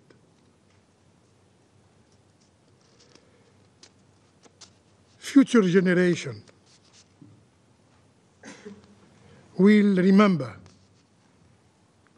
not only what we said, but what we did, or what we failed to do. We, the Security Council members, especially the elected one. Madam President, to reaffirm Algeria's position clearly, the only viable path forward is a return to diplomacy, an approach rooted in international legality, the principles of the United Nations Charter, and the pursuit of a peaceful resolution. We must collectively draw on the lessons of the region's painful history, which clearly shows that military solutions have never succeeded in resolving its complex challenges. Algeria reiterates again its firm call for an immediate ceasefire, a return to the negotiating table, and a sincere commitment by all concerned parties to finding a peaceful and negotiated solution to the Iranian nuclear issue, including the lifting of sanctions. Should I remind what the Charter clearly states? I quote, "All members shall settle their international dispute by peaceful means." End of quote. I thank you. I thank the representative of Algeria for his statement. I shall now make a statement in my capacity as representative of Guyana. I thank you, Secretary General Antonio Guterres, for your presence here today and for your remarks. I also express our appreciation to Assistant Secretary General Miroslav Yencha and IAEA Director General Grossi for responding swiftly to our urgent request to brief the Security Council.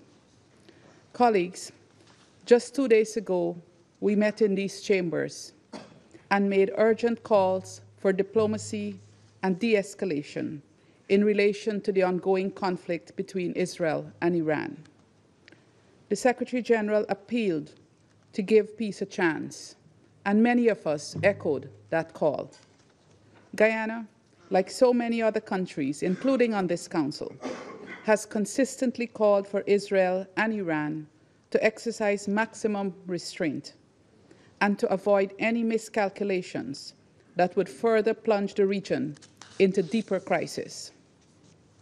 Colleagues, for months, we have listened to the increasingly dangerous rhetoric and threats. However, what we need at this time is leadership and diplomacy.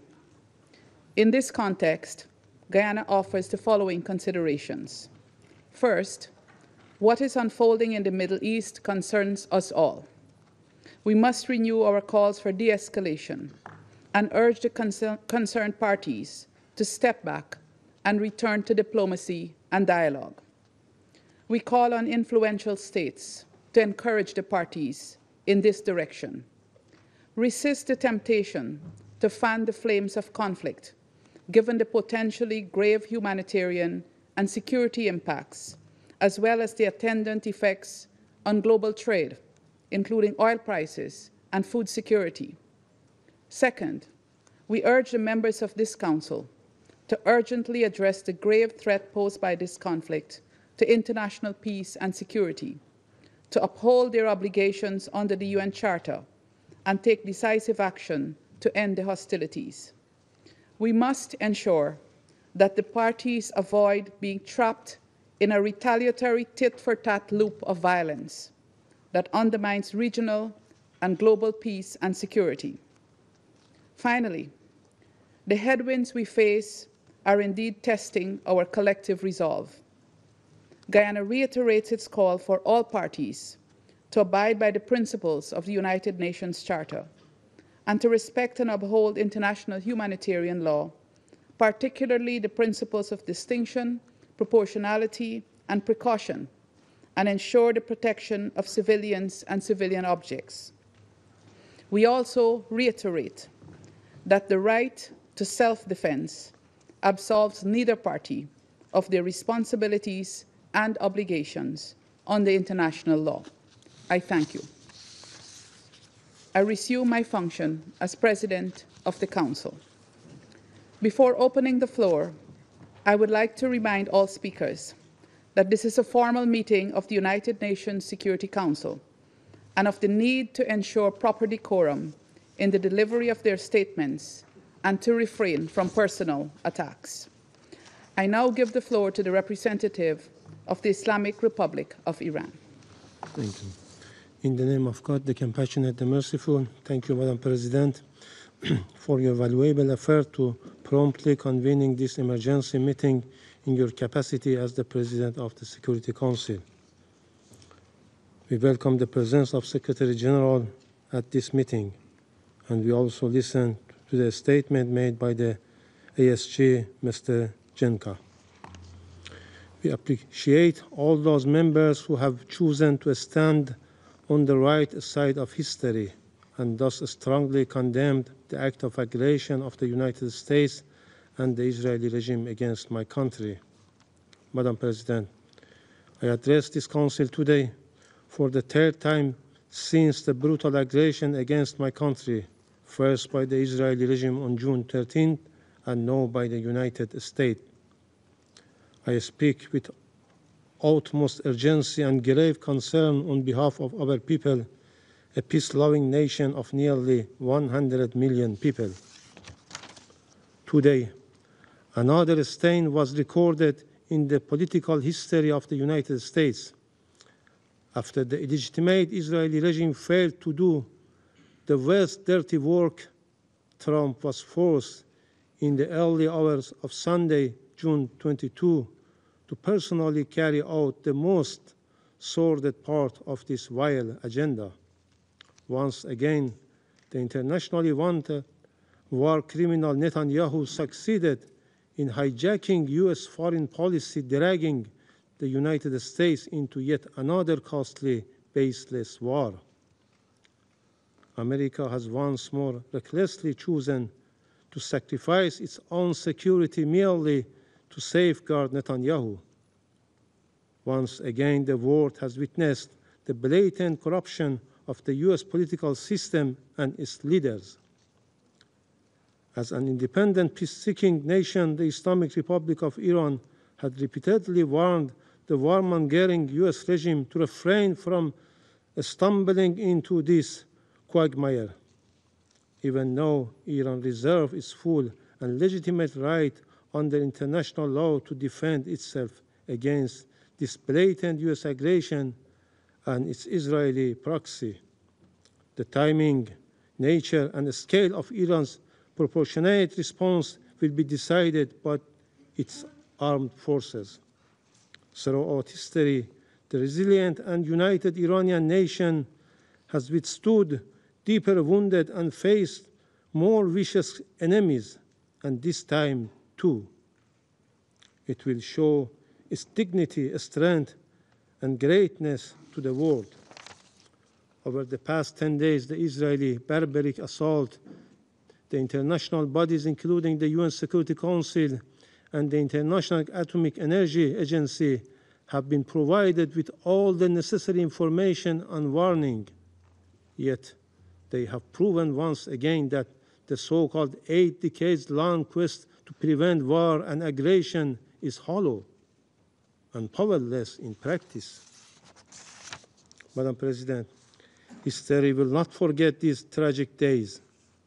It is profoundly heartbreaking that a peace-loving country, one of the founders of the United Nations with over 5,000 years of culture and civilization, responsible party to the UN Charter and the NPT, and non-nuclear weapon state, has been under armed attack by an illegitimate regime, no by its chief backer, the United States, but poses thousands of nuclear warheads. The United States, a permanent member of this council, the depositary of the NPT, and the only state that has ever used nuclear weapons, murdering millions in 2 cities, has now once again resorted to illegal force, waged a war against my country under a fabricated and absurd pretext, preventing Iran from acquiring nuclear weapons. What a bitter and tragic irony. Madam President, this US and Israeli regime aggression is a clear and flagrant breach of international law.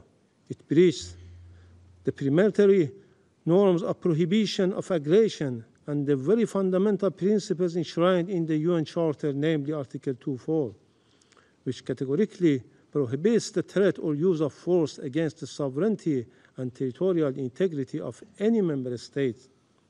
This illegal act also violates the Charter, a statute of the IAEA, relevant resolution of the Agency General Conference, Security Council Resolution 487 and 2231, as well as the NPT itself.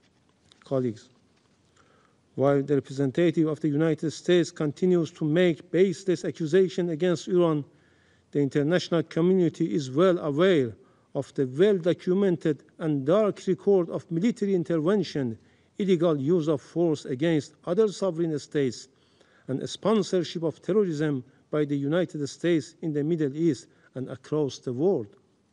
The facts speak for themselves. All US allegations against Iran are unfounded, with no legal basis, and politically motivated. One clear example is the horrific and cowardly assassination of martyr Major General Qasem Soleimani and his companions. He was cowardly and deliberately assassinated while visiting Iraq at the formal request of the Iraqi government. This crime, carried out by the United States forces on direct order of the then President of the United States, who yesterday again claimed the responsibility for such a heinous crime. Major General Soleimani remains a hero for our people and the nation in the region for countering terrorist groups, in particular Daesh. Madam President, from its illegal invasion of Iraq and Afghanistan to its catastrophic intervention to Libya, the United States had ignored the UN Charter, shattered entire societies, and destabilize the region for decades, the people of these countries continue to pay the price for these reckless policies. Madam President, Israeli attack on June 13 and the U.S. aerial strike on June 21 did not occur in vacuum. They are a direct result of the illegal and politically motivated actions of the United States and its European partners, the United Kingdom, France, and Germany, as well as biased conduct of the IAEA Director General. Undoubtedly, the United States, the UK, and France, three permanent members of this Council, along with the Israeli regime and the IAEA General Director, will bear full responsibility for the death of innocent civilians in Iran, especially women and children, and for destruction of vital civilian infrastructure. Madam President, Iran was preparing for the next round of diplomatic engagement with the United States on June 15, only for Israel to strike Iran 2 days before those talks could take place. In fact, Israel decided to destroy diplomacy. The so-called offer of diplomacy was nothing more than a deceitful policy to mislead the international community. This week, as our foreign minister held talks with the E3 European Troika and the European Union, the United States decided to destroy the diplomacy. What conclusion can be drawn from this situation? From the perspective of Western countries, Iran must return to the negotiation table. But as Iran's foreign minister mentioned, how can Iran return to something it never left, let alone? Madam President, the pattern is evident. The NPT, a cornerstone of non-proliferation regime, has been manipulated into a political weapon instead of granting parties legitimate right to peaceful nuclear energy. It has been exploited as a pretext for aggression and unlawful action that jeopardize the supreme interest of my country. The selective double standards behavior of IAEA board and the Security Council turning a blind eye to Israeli past attack on Iraq's Osirak reactor. It assaults on Iran nuclear sites under IAEA safeguards, and its ongoing aggression is a moral, political, and legal disgrace. This shame will forever tarnish the credibility of these international bodies. With such blatant bias, there is no assurance that the other NPT member will not face similar aggression.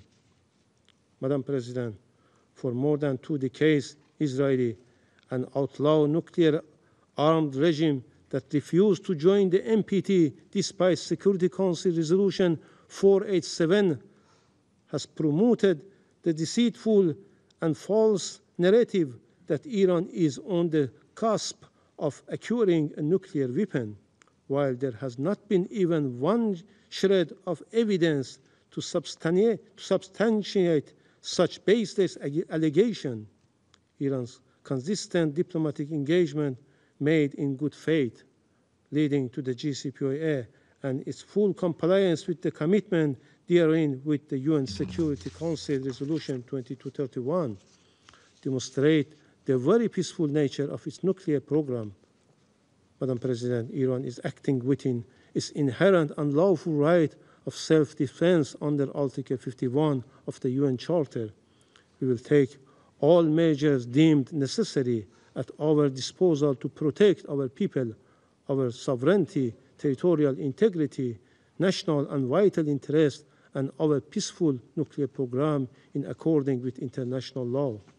Once again, I would like to remind this esteemed body of its legal and moral obligation. If this Council and the United Nations built to maintain international peace and security fail to act at this decisive moment, they will forever lose their credibility and relevance. Israel and the United States are the chief culprits for eroding the rule of law, undermining international law, the IAEA statute, and the non-proliferation regime. However, the silence, double standards, and complicity of international organizations and some Western countries, including France and the UK, are equally reprehensible. The UN Security Council should immediately act under Chapter 7 of the United Nations Charter to redress such injustice and gross violation by strongly condemning the blatant aggression, violation, and heinous crimes committed against the Islamic Republic of Iran, adopting effective enforcement action against the aggressor, hold the United States and Israeli regime fully accountable, place the Israeli nuclear facilities under agency safeguard. This is a historic test for this Council, for the United Nations as a whole. Every state and every responsible actor must rise to this occasion and condemn without ambiguity these blatant crimes. Failure to do so will lead to the gradual decline of the very aspiration of the non-proliferation regime and normalize a dangerous precedent when might our rights, right, and where the fundamental principles of the UN Charter are trampled without consequences. Madam President, distinguished colleagues, we stand at the crossroads. Let us be the moment we put an end to impunity, the moment we uphold the principles on which this Council was founded. This Council must act decisively. Silence will be complicity in these crimes.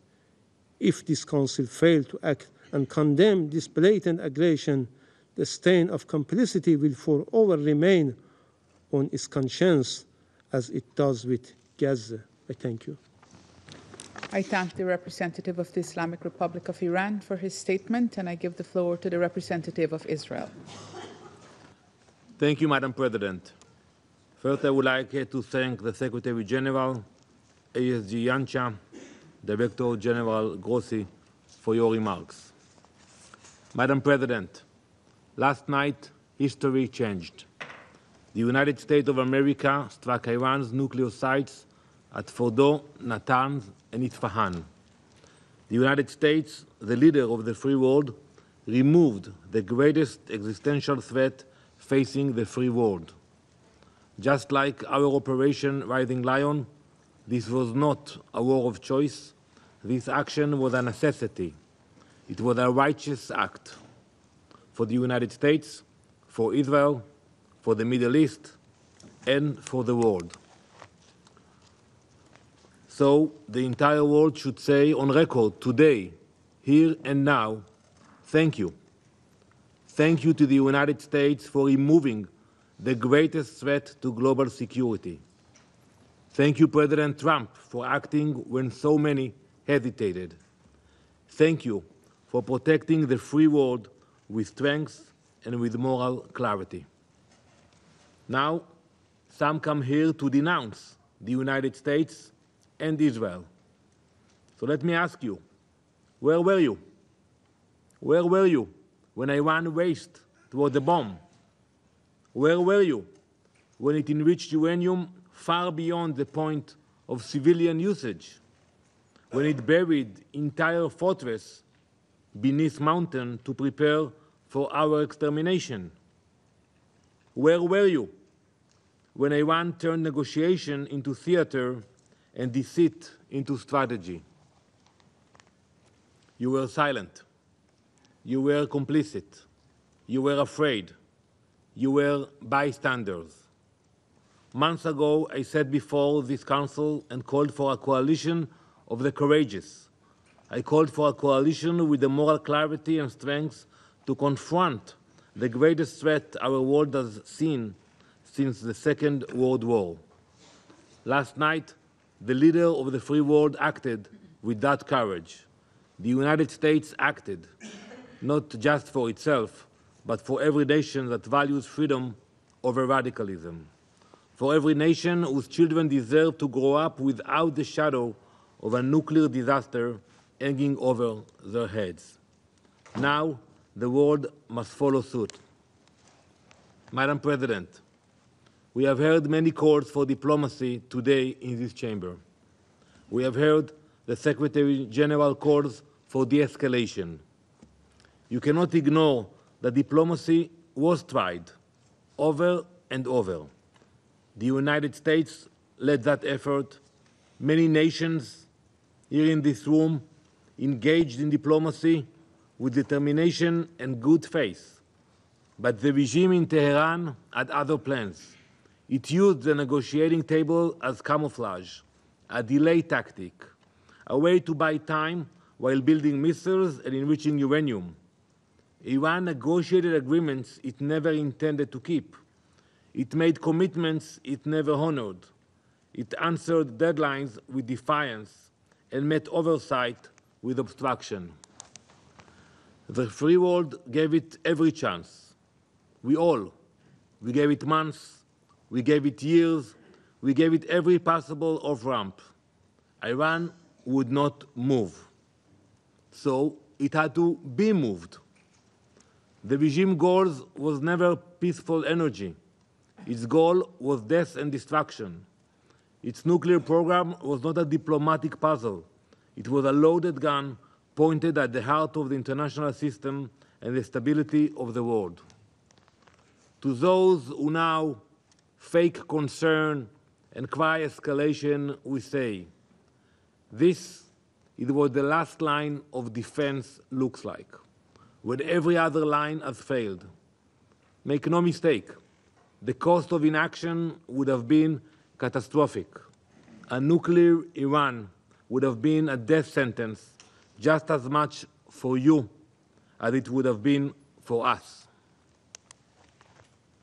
Madam President, while Iran fired rockets at synagogues, mosques, schools, and homes, the United States acted with precision, as does Israel. Israel's targets are not cities. They were not civilians. They were not homes or schools. They are ballistic missile launchers and nuclear sites. This is a moral difference between us and them. They seek chaos, we seek order. They build weapons to destroy the world, we build partnerships to protect it. As you all know, we have already gained air superiority across Iranian skies. We have acted with purpose. We have acted with restraint. And we will act with the moral clarity that has always defined our people. Iran's reach extends far beyond our borders. It arms militias in Iraq. It commands terror in Lebanon. It funds Houthis in Yemen. It plots murder in Europe. And it threatens every capital in the West with its growing arsenal of ballistic missiles. You cannot sit this one out. You cannot condemn the firefighters while the arsonist tries to light more fires. You cannot protect peace by appeasing evil. Colleagues, Israel did not seek this moment. But when that moment came, we did not flinch. We know what happens when the world turns a blind eye to threats too terrible to imagine. This time, we acted. And this time, we were not alone. Let the record show, when the world stood at the edge of a nuclear disaster, America stepped forward. When time ran out, America showed courage. And when the moment came to confront the forces of extinction, America led. Now it is time for the rest of the world to guarantee that the threat of a nuclear Iran never returns. Thank you, Madam President. I thank the representative of Israel for his statement, and I give the floor to the representative of Kuwait. شكرا السيدة الرئيسة. Thank you, Madam President. Allow me at the outset to wish you and your friendly country to thank you for quickly calling for this meeting, and to thank the Secretary General for being here and for his righteous words at the start of this session. I also thank Mr. Miroslav Rencha and Mr. Grossi for their valuable briefings. بالنيابة عن and دول gentlemen, مجلس member of the التعاون Security Council, بدول on الخليج behalf of العربية GCC والتي تضم countries كل من that دولة include الإمارات العربية the State المتحدة of United Arab ومملكة Emirates, the البحرين Kingdom of والمملكة Bahrain, the العربية Kingdom of السعودية Saudi ودولة Arabia, قطر the State of سلطنة Qatar, the عمان Sultanate وبلاد of دولة Oman, and الكويت. my country, Kuwait. فإننا نؤكد We بأن reiterate المجموعة that the الخليجية GCC تتابع ببالغ القلق follows with grave التطورات concern المتسارعة في the المنطقة accelerating لا developments سيما in the تلك region, الأخيرة particularly التي the most شملت recent استهدافا developments that included لمنشآت the نووية targeting of nuclear داخل أراضي facilities الجمهورية الإسلامية inside الإيرانية Iran, في تطور in a خطير dangerous يهدد الأمن development that والاستقرار threatens الإقليمي regional والدولي. and international peace كما and وتحذر stability. دول المجلس من تداعيات GCC استمرار countries هذا warn التصعيد against الذي the قد repercussions يقود of إلى the مزيد من continuation of this التوتر escalation that could lead to ويفاقم further المخاطر tensions التي and تواجه أمن exacerbate risks المنطقة that face the وشعوبها security of the region and its peoples. وتدعو إلى الوقف We call الفوري for an للأعمال immediate العسكرية cessation of وممارسة military أقصى درجات actions ضبط النفس and exercise of وتجنب maximum كل ما من restraint, شأنه avoiding توسيع anything دائرة that could lead to الصراع a spillover مع of this التأكيد conflict, على while أن الحوار reiterating that والسبل dialogue and الدبلوماسية diplomatic هي means الطريقة are الأمثل the لمعالجة best الخلافات means to والوصول إلى address حلول conflicts سلمية. and reach وفي هذا peaceful السياق solutions. In this تشدد context, دول المجلس على GCC أهمية countries اطلاع مجلس reiterate the الأمن importance for this council والمجتمع and الدولي the international community to بمسؤولياتهم shoulder الكاملة their نحو وقف responsibilities هذه fully الانتهاكات towards والعمل stopping these الجاد على violations ضمان and to احترام genuinely سيادة work الدول on ensuring the وسلامة respect of the sovereignty منشآتها of states الحيوية and the safety بما of في their ذلك المنشآت critical النووية facilities, including الخاضعة nuclear لنظام facilities الضمانات that are الشاملة under the التابع للوكالة IAEA الدولية للطاقة safeguards الذرية. regime. كما تعرب دول المجلس عن GCC قناعتها countries الراسخة express بضرورة their تغليب deep الدبلوماسية conviction that والحوار there needs to لحل be الخلافات to give priority ضمن to diplomacy مقاربات and dialogue شاملة to settle تحقق الاستقرار conflicts والازدهار disagreements والعدالة within وتعيد comprehensive التأكيد على approaches ضرورة that achieve مضافعة stability, الجهود prosperity and justice. الهادفة And we لإيجاد reiterate the حلول سياسية importance of doubling efforts تكفل that إنهاء aim at الأزمة finding بما political يؤدي إلى solutions to فتح put an صفحة end to this جديدة crisis and من open a الأمن new والاستقرار page في of المنطقة. security and وفي stability الختام in the السيد region. الرئيس In conclusion, Madam فإن President, دول مجلس GCC التعاون تلتزم countries التزاما are راسخا firmly بدعم كافة committed to الجهود support الإقليمية all والدولية regional and الرامية international إلى نزع efforts فتيل aiming at الأزمة diffusing this وترسيخ الأمن crisis and والاستقرار consolidating والحفاظ على security and مصالح stability الشعوب في and to المنطقة preserve the والعالم. interests of peoples in وشكرا the region سيد and the world. الرئيس. Thank you, Madam President. I thank the representative of Kuwait for his statement, and I now give the floor to the representative of Iraq.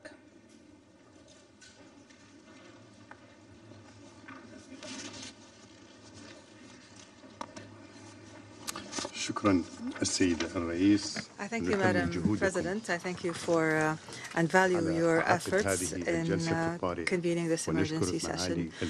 We thank His Excellency the Secretary General for participating in this meeting and acknowledging the gravity and the repercussions of the current situation and his calls for de-escalation. We thank the Assistant Secretary General as well as the Director General of the IAEA. Madam President, the Security Council meets today in an emergency session, and it bears upon its shoulders the task of maintaining international peace and security at a time when our region is witnessing a dangerous escalation that threatens to destabilize the world and the region. Iraq speaks in a moderate voice and expresses its extreme concern over the accelerating and dangerous developments that the region is witnessing, at the forefront of which is the ongoing military escalation and the ensuing military attack against 3 nuclear reactors in Iran. And we believe in Iraq that this attack is a dangerous escalation and a direct threat to regional and international peace and security. It risks increasing the chances of conflict and the chances of the war expanding as other regional international parties join the fray with no authorization by the Security Council. This raises serious questions on the respect for the global order that is based on international legitimacy. Madam President, the developments that the region and the current conflict have witnessed is a true test of the rules-based international system that is based on international law and the UN Charter. Unilateral actions that bypass the Security Council weaken the prestige of the international organization and keep the door open to military chaos with unpredictable consequences. Moreover, targeting nuclear facilities, regardless of the disagreements over such facilities, is a dangerous precedent that runs counter to diplomatic efforts that aim to resolve the nuclear file through dialogue and international controls, especially the role of the IAEA in this matter. Iraq confirms that targeting declared nuclear facilities is a dangerous precedent in the non-proliferation regime and the comprehensive safeguards regime, as indicated in the Resolution 487, as well as the IAEA Board of Governors. It also runs counter with Article 4 of the NPT Treaty, which guarantees all member states the right to develop and use nuclear energy for peaceful purposes within a framework of transparency and international oversight. Targeting nuclear facilities could lead to catastrophic radiation leakage that would go beyond the borders of the targeted state and would pose a direct threat to the lives of nearby human beings and the environment, including Iraq.